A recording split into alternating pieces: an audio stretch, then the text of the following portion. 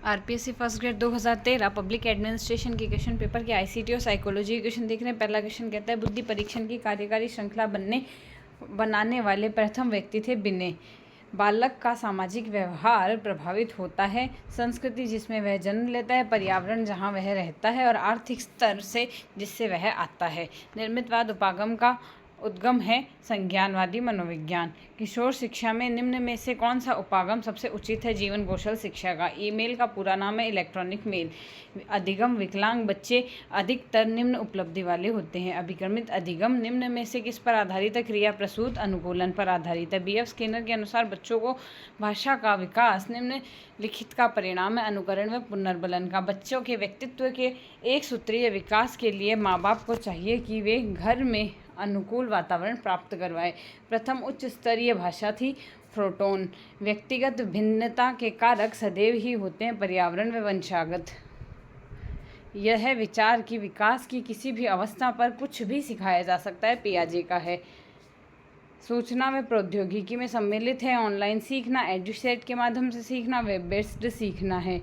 अनुबंधन होने के लिए घटनाओं का उपयुक्त क्रम इस प्रकार है कि CS US CUR प्रत्यय संप्राप्ति प्रतिरूप दिया है ब्रूनर द्वारा। पावलोव व स्किनर निम्न में से किससे संबंधित है? व्यवहारवाद से संबंधित है। मुझे एक बालक दो, मैं उसे आप जैसा चाहते हो वैसा बना सकता हूँ, कथन वॉटसन का है। निम्न में से कौन सा शिक्षण प्रतिमान के आवश्यक तत्वों का एक सही युग्म है? उद्देश्य, संरचना, सामाजिक प्रणाली, सहायक प्रणाली। शैक्षणिक तकनीकी विधियों में तकनीक का विज्ञान है जिसके द्वारा शैक्षणिक उद्देश्यों की प्राप्ति की जा सकती है। यह परिभाषा शिव के मित्रा की है। निम्न में से कौन सा प्रणाली उपागम का पहलू नहीं है? संरचना नहीं है। बेसिक, कोबोल, फ्रेटोन, फोर्ट्रॉन व पास्कल इत्यादि है प्रोग्रामिंग की भाषाएं। थॉर्नडाइक का सिद्धांत माना जाता है संयोजनवाद का। संज्ञानात्मक विकास की निम्नलिखित अवस्थाओं में से कौन सी अवस्था का वर्णन ब्रूनर द्वारा नहीं किया गया है? पराधीनता का नहीं किया गया।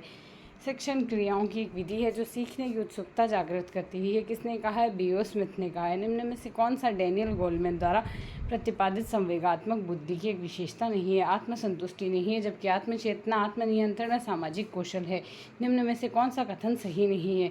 सही है कि अधिगम समायोजन है, सार्वभौमिक और परिणाम व्यवहार परिवर्तन होते हैं। अधिगम हमेशा प्रेक्षणीय होता है, यह नहीं है सही।